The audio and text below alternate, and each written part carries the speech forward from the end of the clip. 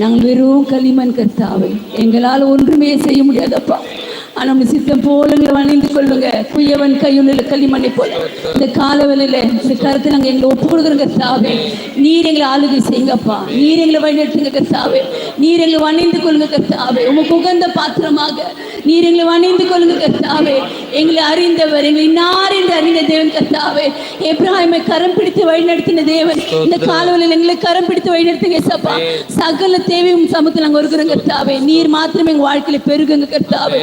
நீர் மாத்திரம் உயர்ந்துங்க கர்த்தாவே. உண்மையே நாங்கள் துதிக்க, உண்மையே நாங்கள் போற்றுவதாக எங்களை மாற்றுங்க கர்த்தாவே.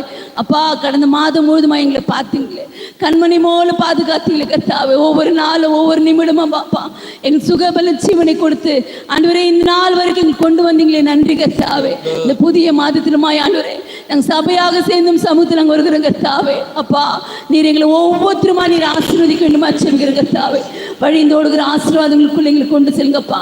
சகல தேவைகளை சந்திக்கக்கூடியவர் கர்த்தாவே. எங்கள் சூழ்நிலை மாற்றக்கூடியவர் கர்த்தாவே. அப்பா, எங்கள் பண தேவைகளை சந்திக்கக்கூடியவர், எங்கள் சுகத்தை தருகிறவர், எங்களுக்கு ஆறுதல் தருகிறவர், எங்கள் சமாதானத்தை தருகிறவர், வேலை தருகிறவர், வாழ்க்கை தருகிறப்பா, ஞானத்தை தருகிறவர் கர்த்தாவே.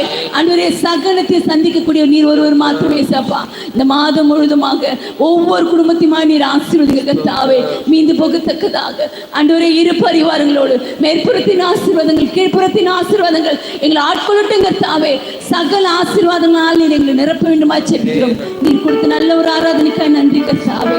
எல்லா துதி எல்லா கனம் ஒருவருக்கே நாங்கள் செலுத்துகிறோம். இயேசுவின் முழு ஜெபம் கேளும் பிதாவே.